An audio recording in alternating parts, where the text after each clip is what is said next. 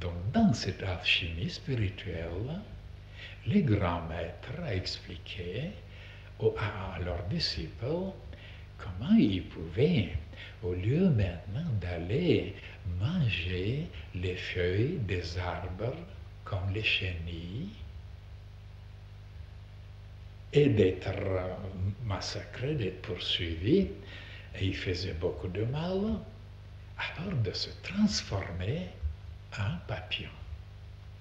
Et moi, je vous ai fait des conférences là-dessus, comment la chenille arrivait à se dégoûter, écœurée parce qu'on l'a persécutée, et elle était moche, elle se regardait dans les miroirs, elle était épouvantée de sa laideur, de sa grosseur, ainsi de suite. Et à la fin, elle commençait à se renfermer, elle commençait à méditer. Alors elle méditait un certain temps, et après, quelque temps après, il y avait des transformations, elle devenait un papillon.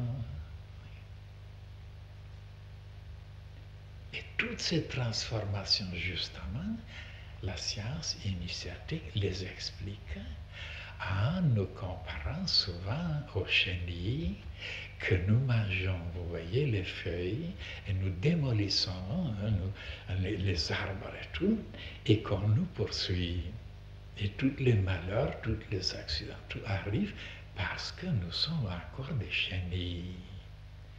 Mais quand l'homme devient un disciple et commence à instruire, il commence à apprendre les grandes vérités que les grands maîtres lui enseignent, alors il se décide et il commence à renfermer, méditer, se concentrer,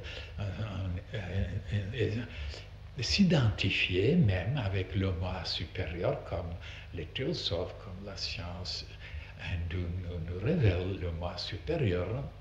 Et cette transformation s'est faite et devient des papillons tellement légers, tellement beaux, tellement exquis. Et alors ils se nourrissent à ce moment-là, ils ne mangent plus les fleurs, ils ne démolissent plus les arbres, mais ils se nourrissent de nectar des fleurs. Une nourriture, mais alors tellement subtile, tellement supérieure, tellement parfumée. Et alors l'abeille, d'après la tradition ésotérique, est transportée venue de Vénus. C'est pourquoi elle a toute une autre culture, une autre activité, au contraire de tous les autres insectes et animaux. Et elle sait comment préparer le miel. Au lieu de manger maintenant les feuilles, d'abîmer, vous voyez, les arbres, les plantes, les arbustes, elle prend le nectar que toutes les fleurs, ils possèdent quelque part un peu de nectar, et elle sait comment préparer le miel.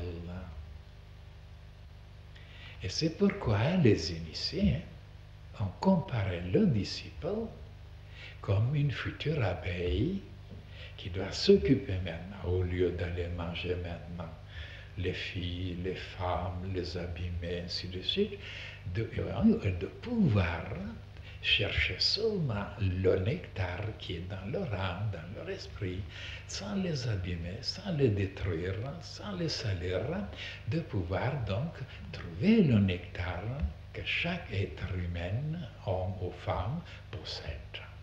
Et par ce nectar, de pouvoir faire un miel donc une quintessence céleste. Et voilà le but de l'initiation, de devenir une abeille.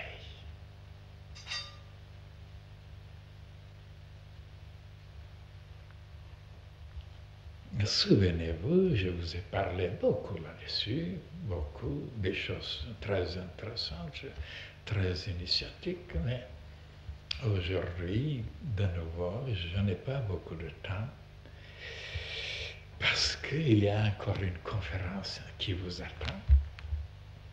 Mais l'essentiel, de quelle façon alors le disciple peut devenir maintenant une abeille? je vous ai parlé, même il y a 2 volumes là-dessus. Il s'agit de l'amour.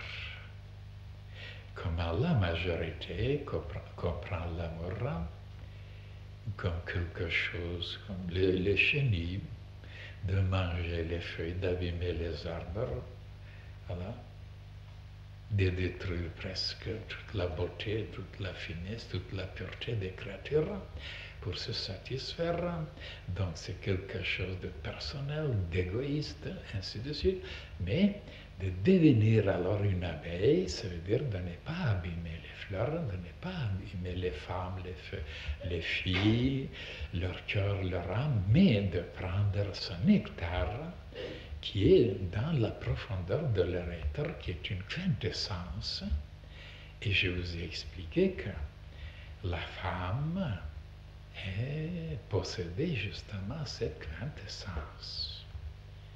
Et comme les humains ne savaient pas comment la chercher, où la trouver, et ils la cherchaient bien sûr dans des endroits, quelques centimètres carrés de surface, et alors ils abîmaient les femmes et ils s'abîmaient aussi, tandis que dans cette science initiatique, on apprenait comment chercher cette quintessence qui se trouve, cette émanation que la femme dégage, et que cette émanation est représentée un grand secret, une grande puissance que les humains n'ont jamais pu comprendre et déchiffrer, et que les grands maîtres trouvaient justement dans ces émanations que la femme projetait.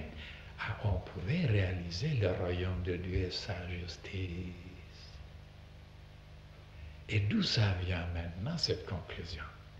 Et parce que les grands maîtres, les grands initiés, connaissaient le rôle des 2 principes, masculin et féminin, que le principe masculin donnait quelque chose, il créait quelque chose, mais il ne pouvait pas le réaliser, le concrétiser, le former.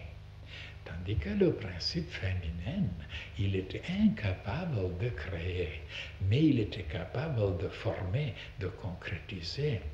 Et c'est pour cette raison que l'intelligence cosmique a déterminé les choses de cette façon, et que quand l'homme donne le germe, c'est ça la création, et que la femme le forme ce germe, l'habille, et voilà l'enfant. Donc elle n'est pas créatrice, la femme, comme on s'imagine, mais elle est formatrice. Et nous avons parlé beaucoup là-dessus. Et oui, mais le côté maintenant lointain, le côté sublime, le côté initiatique, pour aller maintenant beaucoup plus haut, pour le chercher, pour le trouver, pour le réaliser, il n'y a pas beaucoup sur la terre. Ils n'ont jamais pensé que la femme était la seule qui avait les pouvoirs donnés par l'intelligence cosmique, si vous voulez, par le Créateur, par le Seigneur, et que l'homme n'avait pas ce pouvoir, et qu'elle pouvait former les choses. Et par exemple, former quoi? Mais seulement des enfants, ou seulement dans la cuisine préparer les plats, comme regardez ça aussi, c'est très significatif. Et l'homme qui apportait la nourriture, et la femme qui préparait tous les plats. Alors, donc l'intelligence cosmique a donné à la femme ce pouvoir de concrétiser, de former, de faire matérialiser cette quintessence que le principe masculin lui a donnée. Et oui, mais si on peut maintenant aller dans le plan spirituel,